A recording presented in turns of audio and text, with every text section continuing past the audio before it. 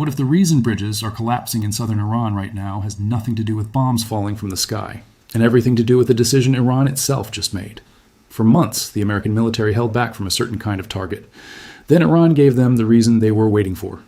Before we go any further, tap that like button, hit subscribe if this is your first time here, and send this video to someone who still thinks this war is only about missiles landing on military bases, because it stopped being that simple weeks ago. Here is what actually happened and why it matters more than almost anything else in this conflict right now. For a long stretch of this war, the United States mostly hit what you would expect: radar stations, missile depots, naval vessels sitting in port. It was a rhythm both sides understood, even if neither side said it out loud. Iran would push, usually near the Strait of Hormuz, and the United States would push back at something clearly military, predictable, almost mechanical. Then Iran made a choice that broke that rhythm completely. Instead of easing pressure on the strait, Iran tightened its grip on it. Ships stopped moving, tankers sat idle. Iran's own forces claimed they halted the passage of multiple vessels using a mix of missiles and drones. And that single decision, more than any speech or any threat, is what opened the door to a phase of this war that the American side had reportedly been building toward for weeks, maybe longer. Because here's the thing about infrastructure campaigns. You cannot launch one overnight. You need to know which bridge is the real bottleneck, and which one is just a bridge. You need months of watching how fuel, weapons, and food actually move through a country before you can cut those lines with precision instead of guesswork. That kind of targeting takes patience. It takes a justification the public will accept. And when Iran chose to keep the strait closed instead of opening it, it handed the United States exactly the trigger it needed to move from hitting weapons to hitting the roads, rails, and power lines that keep an entire nation functioning. Let's slow down and really look at what happened on the ground, because the details tell a much bigger story than any single headline can. Strikes hit a cluster of bridges around Bandar Abbas, Iran's most important port city, the place where ships have historically come in and where Iran's naval forces are headquartered. Not one bridge, multiple bridges, over the span of just a couple of days, along routes connecting the port to the rest of the country. A railway junction just outside the city was also hit, cutting one of the main freight links between that port and the national rail system. Then came word that a control tower at another port, this one on the Gulf of Oman side, outside the strait entirely, had been destroyed. That port mattered because it gave Iran an alternate route to open water, one that did not depend on the strait Iran itself had just shut down. Sit with that for a second. Iran closes its main leverage point, the strait. And almost immediately, the backup plan, the alternate port that could have absorbed some of that pressure, gets hit too. That is not a coincidence. That is a country's options being removed one at a time. And it only became possible to do it this aggressively once Iran gave the justification by keeping the waterway closed. It did not stop at transportation. Iran's own energy ministry, for the first time, publicly admitted that power infrastructure had been struck and asked citizens in the country's southern provinces to cut back on electricity use. This came during a brutal stretch of summer heat. Picture that for a moment. A government telling its own exhausted, sweating citizens to turn off their air conditioning, not because of a shortage, but because the power grid itself is being systematically weakened. And the effects did not stay contained inside Iran's borders either. Kuwait reported serious damage to one of its own power and desalination facilities after Iran launched retaliatory strikes on regional targets connected to the United States. Millions of people across the Gulf depend on desalination just to have drinking water. Once infrastructure becomes a target in one country, the danger has a way of leaking across borders that had nothing to do with starting this fight. Now here is where we need to really understand the logic behind this shift, because it explains everything that follows. Early in almost any war, militaries chase what threatens them right now. A missile ready to launch, a radar system actively tracking planes. Those targets are urgent and immediate. Bridges are different. A bridge is not dangerous today. It does not fire anything. But it is the thing that lets soldiers, fuel, and supplies actually reach where they are needed. Destroy enough of those connections, and you are not just winning a battle. You're making it very hard for the other side to keep fighting next month or rebuilding next year. This kind of campaign shows up later in a war because it requires deep knowledge. You need to know which power line feeds a weapons factory and which one feeds a children's hospital. You need to understand a country's actual supply chains, not just its map. The specificity of these recent strikes tells you the planning for this phase started long before the first bridge ever came down.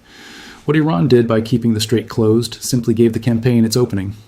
American officials, including language attributed directly to the president, made clear public warnings that Iran's power plants and bridges would be hit hard if the strait was not reopened by a set point. The tone in these warnings was blunt. No diplomatic softening. just a direct statement that consequences were coming. And when the deadline came and went without Iran backing down, that warning stopped being a threat and started becoming a description of what was already happening on the ground. Iran's response to all of this has been just as telling. Iranian officials called on young volunteers to form human chains around power stations and attempt to use ordinary civilians almost like a shield to discourage further strikes. Iran's president said millions had stepped forward to defend the country. Whether or not that number is accurate, the message behind it is clear. Iran wanted the world watching civilians standing at these sites, hoping that image alone might slow the campaign down. It has not slowed it down much. And that tension, one side treating bridges and power lines as legitimate pressure points tied to Iran's ability to keep fighting, the other side treating those same targets as crossing into territory that risks entire families, sits right at the center of this entire phase of the war. Both of those views can be true in the same conflict. That is exactly what makes this moment so hard to watch and so important to actually understand instead of just reacting to whatever clip shows up on your phone first. If this breakdown is actually helping you make sense of what is happening, do something for me. Drop a comment telling me which part of this war confuses you the most right now. I read every single comment, and it genuinely shapes what I cover in the next video. Let's talk about why Iran, a country under years of brutal sanctions, depends so heavily on roads, rail, lines, and ports in the first place. When a country loses normal access to international banking and shipping insurance, physical routes become one of the last ways to move goods, without the whole world watching every transaction. A rail line heading towards Central Asia is not just useful for passengers. It is a lifeline. It is one of the only ways Iran can still trade with partners further east, without going anywhere near the contested waters everyone already has their eyes on. So when strikes hit both the southern route, through Bandar Abbas, and the eastern port that served as a workaround, and rail lines feeding the northern corridor at nearly the same time, you are watching two different escape routes get squeezed together. That is not random targeting. That is a strategy built to remove one option after another so that whatever path Iran hoped to lean on once the strait became too dangerous keeps getting narrower. The port on the Gulf of Oman side deserves extra attention here.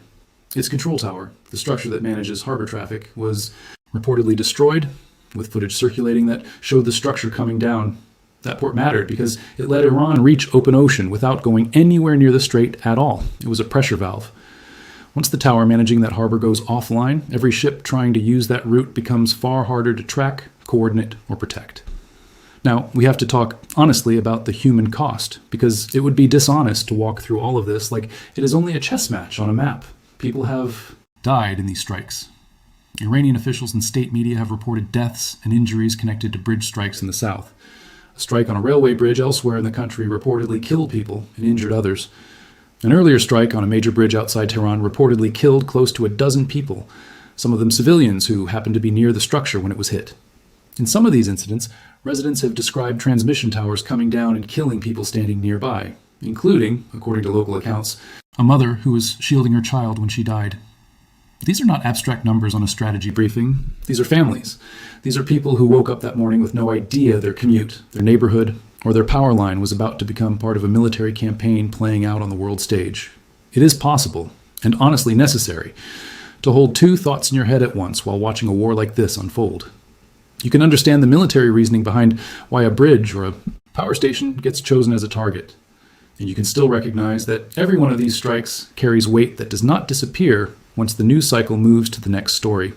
So why would any government choose to escalate toward this kind of target, knowing the human and political cost attached to it?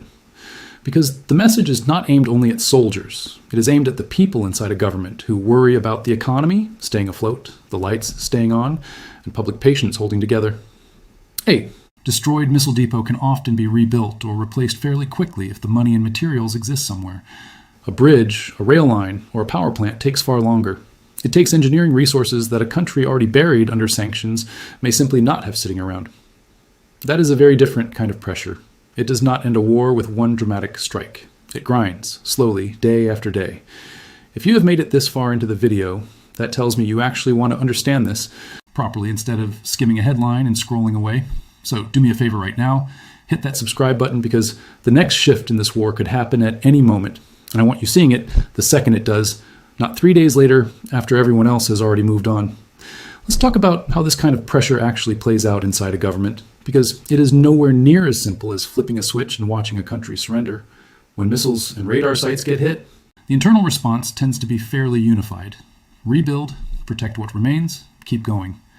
But when the target is a country's basic ability to function day to day, the internal conversation gets far messier. Military leaders want to keep projecting strength no matter the cost. Economic officials watch supply chains collapsing in real time and start asking how much longer this can realistically continue. Political leaders have to explain to an exhausted public why trains have stopped running and why the power keeps failing, all while trying to hold public support together. That kind of friction spread across weeks is exactly the kind of slow pressure this style of campaign is designed to create. There is also a regional dimension worth understanding. When a trade corridor connecting Iran to its neighbors gets disrupted, that does not only hurt Iran, it sends a quiet signal to every country along that same route that staying closely tied to Iran right now comes with real risk, no matter what those countries continue to say in public. The same logic applies to shipping. Once a major port's control systems become unreliable, insurers and shipping companies start recalculating risk for the entire region, not just for that one port. That ripple effect can outlast the war itself. There is also a diplomatic layer to all of this that shapes everything happening on the ground, even when it does not make the loudest headlines. Iran has consistently argued that its actions in the Strait are about protecting its own economic interests, demanding both a safer shipping route closer to its own coastline and the right to charge tolls for passage. The United States has pushed back hard against that idea, insisting on a route that runs closer to Oman, free of Iranian control. That single disagreement over who controls one of the most important shipping lanes on Earth is really the seed from which this entire infrastructure campaign grew. An agreement meant to pause the fighting. A memorandum both sides had signed onto earlier this year recently expired without renewal. Iran's foreign ministry made clear that no decision had been made to restart negotiations, even as regional mediators kept trying to bridge the gap behind the scenes. And in the days around that expiration, the American side reportedly warned regional neighbors not to interfere with operations in the Strait, a signal that this campaign was not slowing down anytime soon, regardless of diplomatic pressure from the outside. Oil markets have felt every twist of this story. Prices climbed as the negotiating window closed without a deal, even though experts have pointed out that both sides appear locked into positions that are almost impossible to reconcile. Iran will not give up control over the Strait. The United States will not accept a solution where Iran can charge tolls for the passage of ships. That standoff, more than any single strike, is the real engine driving this entire war forward. Now, let's talk about how a campaign like this actually gets built, because it is far more complicated than picking a bridge off a map and deciding it looks important enough to hit. Military planners weigh questions like these. If this bridge goes down, how many alternate routes exist around it? How long would it realistically take the other side to reroute traffic? What industries or military functions actually depend on this exact corridor? How many ordinary civilians live near this target compared to its real military and industrial value? That is an entirely different kind of targeting process than finding a missile launcher sitting out in an open desert. It requires economic and logistical intelligence that most people never associate with a bombing campaign at all. This is also why these strikes tend to rely on long-range precision weapons rather than close-range attacks. Missiles launched from aircraft, ships, or bombers, positioned well outside the range of what remains of Iran's air defenses, allow a single mission to hit multiple infrastructure targets in one pass, without repeatedly sending pilots into contested airspace. Combine that with the satellite work needed to confirm exactly which section of a bridge or which part of a power facility needs to be struck, and you begin to understand why a campaign like this takes real planning time, even though the actual strikes themselves might only last a single night. There's also a historical thread worth pulling on here, because targeting a country's infrastructure is not a new strategy. Older wars used similar ideas, but with far less precision, causing massive civilian disruption alongside whatever military effect they achieved.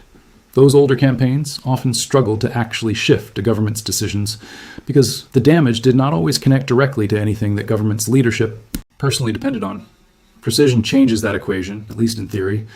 Modern targeting allows a military to aim specifically at the infrastructure that a country's military relies on, while trying to leave enough of the broader civilian network intact to avoid the kind of humanitarian catastrophe that tends to backfire internationally. Based on the reported casualties coming out of Iran, that balance has not always held. So where does this leave the rest of the war? Iran has been leaning on a small number of key pillars throughout this entire conflict. Control over the Strait of Hormuz as leverage, an alternate ocean route through its southeastern port to work around pressure in the strait, a physical supply corridor by rail that keeps sanctions from being completely total, even while the country remains largely cut off from the international financial system. This latest wave of strikes goes directly after the second and third of those pillars, the port and its control infrastructure, and the rail corridor feeding it. That is not incidental. That is deliberate. And the explicit public threats toward power plants add an entirely different kind of pressure, aimed less at movement and supply and more at whether the country can simply keep functioning as a modern state in the near term. If you are still with me right now, it tells me you actually want the full picture here, not just the version that fits in a 30-second clip. So go ahead and share this with someone who has been trying to follow this war through scattered headlines and has not gotten a breakdown like this one yet. It helps more than you might think, and it costs you nothing but a tap. There is also a financial layer to all of this that rarely gets enough attention. Every bridge that needs rebuilding, every rail line that needs restoring, every power plant that needs repairing costs real money. And it costs that money at a moment when Iran's access to normal international financing is already severely limited by years of accumulated sanctions. Under normal circumstances, a country facing this level of infrastructure damage would lean on foreign loans, outside contractors, and imported materials to rebuild quickly.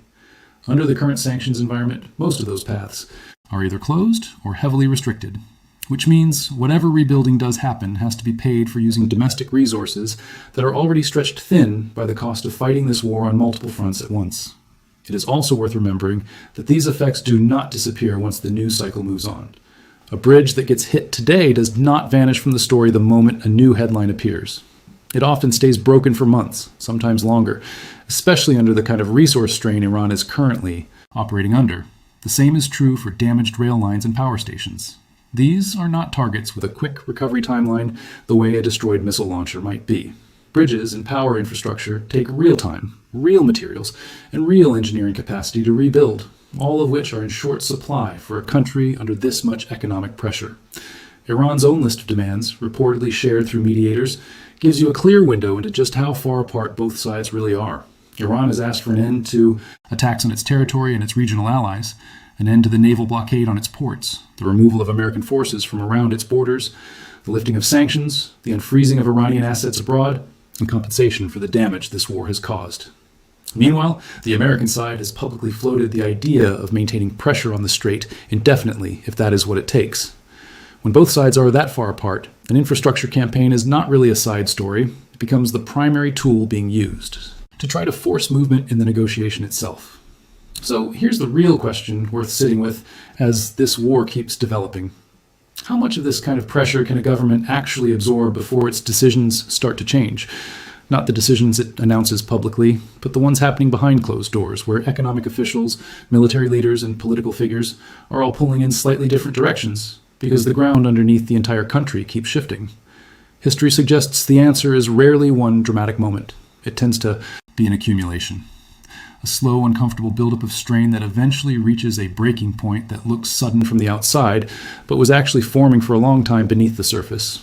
What should you actually watch for going forward if you want to understand where this is really heading, instead of just reacting to the loudest headline of the day? Watch how quickly damaged bridges and rail lines actually get rebuilt, or whether they stay broken for months. Watch whether the tone coming out of Tehran shifts even slightly, in either direction. Watch whether regional partners keep pulling back quietly or start easing toward business as usual again. And watch whether actual diplomatic movement happens, instead of the same public positions simply being repeated by both sides over and over. This war has already moved through several distinct phases, and this latest one, aimed at the physical infrastructure that keeps an entire country functioning day to day, might end up mattering more than any phase that came before it.